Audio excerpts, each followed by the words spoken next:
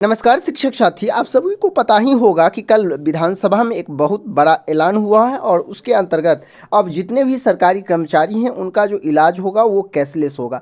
तो इसी कड़ी में आइए हम समझते हैं कि आखिरकार जो बिहार के विशिष्ट शिक्षक हैं और बीपीएससी शिक्षक हैं जिन्हें अब राज्य कर्मचारी का दर्जा प्राप्त हो चुका है और इनके लिए कैशलेस इलाज जो है वो किस प्रकार से होगा यदि विभाग के द्वारा जो अभी चूंकि आपको पता ही होगा कि विधानसभा में इसकी घोषणा की गई है, इसके बाद कैबिनेट की मंजूरी होगी और उसके बाद उसका पूरे प्रारूप आपके सामने होगा। लेकिन जिस प्रकार से यदि इसका पूरा रोड मैप हम यदि देखें किस तरह से जो बिहार के शिक्षकों को भी इनका लाभ मिलेगा तो इनके लिए क्या क्या डॉक्यूमेंट चाहिए, कौन सी प्रोसेस होगा, आप पूरे इस वीडियो में समझते हैं। सबसे पहले तो आपको जानकारी होना चाहिए कि आप जो है बिहार सरकार के अस्थायी कर्मचारी हो चुके हैं, इसलिए योजना लागू होते ही आप और आपका परिवार पूर्ण पात्र होगा, फुल्ली आप जो है इसके लिए योग्य हो जाएंगे।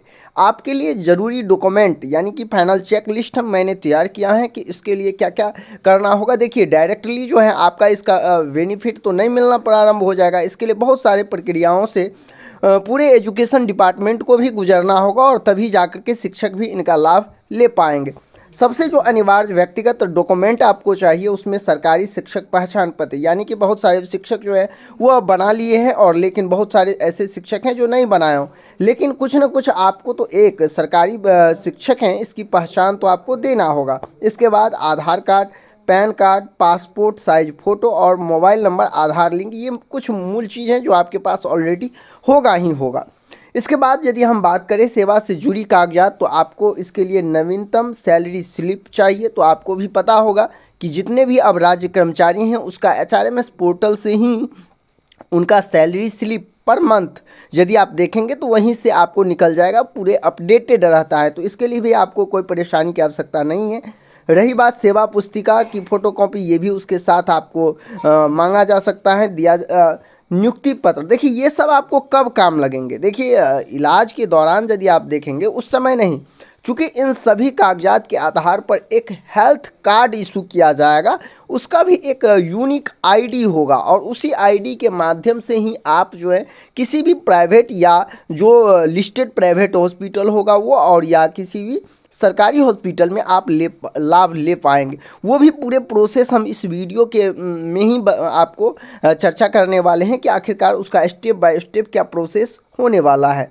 इसके बाद यदि हम देखें तो परिवार के इलाज के लिए जो सबसे मेन इम्पोर्टेंट चीज़ होता है वो यही है और निश्चित तौर पर इस पर हम पहले ही वीडियो बना चुके हैं कि आप यदि अपना फैमिली डिटेल्स एचआरएमएस पोर्टल पर अभी तक अपडेट नहीं किए हैं तो निश्चित तौर पर वहां आप आवेदन कीजिए और आप जितने भी आपके फैमिली डिटेल्स हैं वो सारी चीज़ आपको अपडेट होना चाहिए, तभी जाकर के आपके परिवार जो है इस इलाज का लाभ ले पाएंगे। तो ज़रूरी जो डॉक्यूमेंट है, अगर इलाज परिवार के सदस्य का होता है तो क्या क्या देने होंगे, परिवार के सदस्य का आधार कार्ड, आश्रित प्रमाण पत्र भी आपको देना होगा, जो किस्त आपको ये साबित करना होगा कि हम जो अपना डिपेंडेंट जो ऐड किए हैं वो एकदम उसके लिए एक सर्टिफिकेट आपको देना होगा। और उसकी मामूली सी बात है, यदि आप एचआरएमएस पोर्टल पर इसको अपडेट करवा लेते हैं, यदि आप अपने जो डिपेंडेंट है आपका उसका नेम यदि आप अपडेट करवा लेते हैं तो कोई भी आपको अन्य डॉक्यूमेंट नहीं देने पड़ेंगे,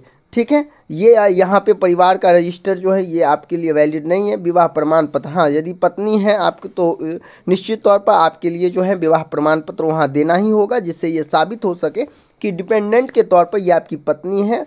इसके बाद है बच्चों स्पाउस नेम में बच्चों का जन्म प्रमाण पत्र, आपको बच्चे का जन्म प्रमाण पत्र भी रहना बहुत ही ज़रूरी है। आपके परिवार के सदस्य का नाम पहले से आपकी सर्विस बुक या फैमिली डिक्लेरेशन में दर्ज होना चाहिए। यही चीज़ हम कई बार आप सभी को बताए हैं कि जब एचआरएमएस पोर्टल पर आप देखेंगे तो एचआरएमएस पोर्टल पर अपना फैमिली पूरे डिटेल्स जो है अपडेट करवाना बहुत ही अनिवार्य हो जाता है, वहाँ दिया भी गया है।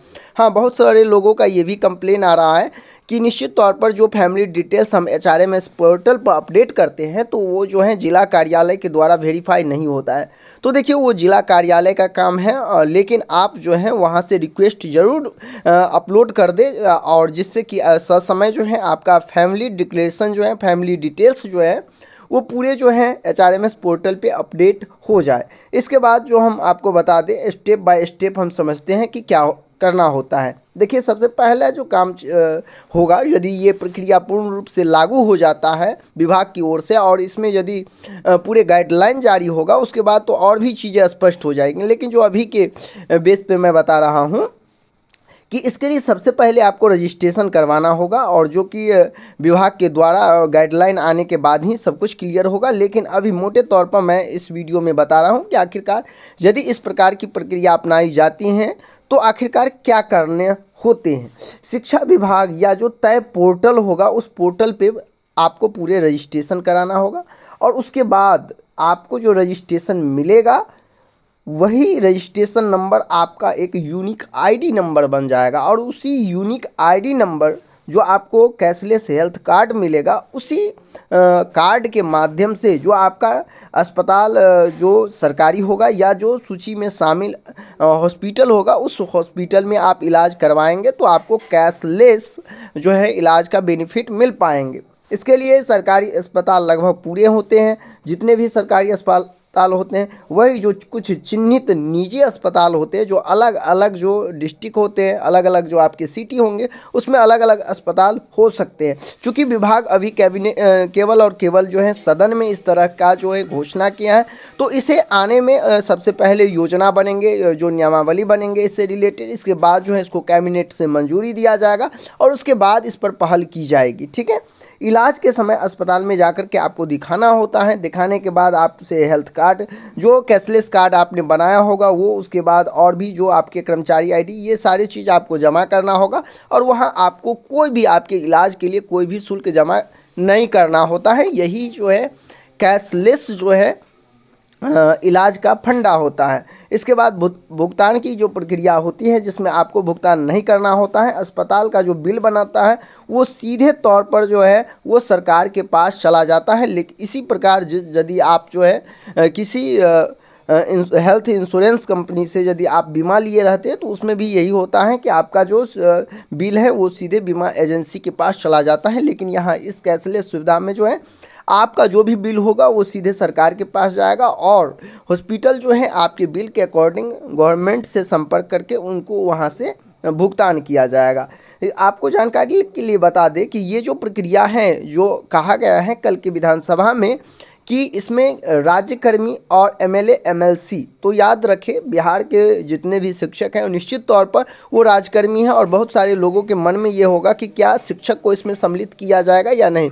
तो निश्चित सी बात है, शिक्षक भी अब बिहार के कर्मचारी हैं और वो भी राज्यकर्मी हैं, तो निश्चित तौर पर इन्हें लाभ क्यों नहीं मिलेगा। निश्चित तौर पर जब इसके लिए पूरे का पूरे मापदंड तैयार होंगे तो इसमें शिक्षकों को मुझे उम्मीद है कि निश्चित तौर पर इसमें शामिल किया जाएगा, और निश्चित तौर पर जैसे ही शिक्षक शामिल हो जाते हैं तो उनको भी कुछ इस प्रकार से ही बेनिफिट्स होगा। मेरा ये वीडियो बनाने का मूल मकसद ये था कि बहुत सारे शिक्षक अभी तक ये नहीं समझ रहे थे कि आखिरकार कैशलेस जो इलाज होता है वो किस प्रकार से होता है, इसमें किस तरह से कवर होता है।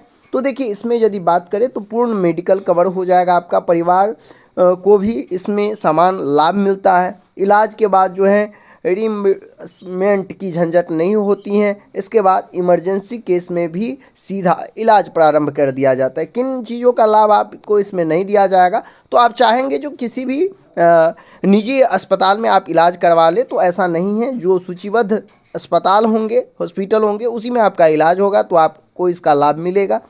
यदि आप पूर्व में रजिस्ट्रेशन नहीं करवाए हैं, आपके पास यूनिक आईडी नहीं है, तो भी आपका जो है इसका लाभ नहीं मिल पाएगा।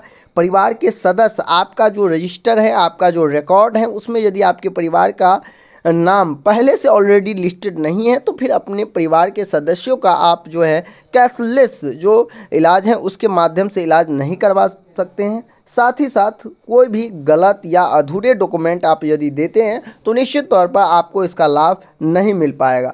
आपको जानकारी के लिए बता दें, जो सबसे इम्पोर्टेंट चीज़ है अभी शिक्षकों के लिए वो ये है कि अपना फैमिली डिटेल्स अपडेट करवाना। फैमिली डिटेल्स अपडेट कैसे करवाया जाता है वो हम पहले ही पूर्व के वीडियो में बता चुके हैं, तो आप हमारे चैनल को विजिट करके उस वीडियो को भी देख सकते हैं, जहाँ यहाँ फैमिली डिटेल्स जो है अपडेट किस तरह से करवाया जाता है HRMS पोर्टल पर, वो मैंने पहले ही बता चुका हूँ। तो मिलते हैं नेक्स्ट वीडियो में, अभी के लिए बस इतना है। बने रहे मेरे इस YouTube channel CTT success classes पे, जो भी इन्फॉर्मेशन हो समय हम आप सभी को अपडेट करते रहेंगे। धन्यवाद।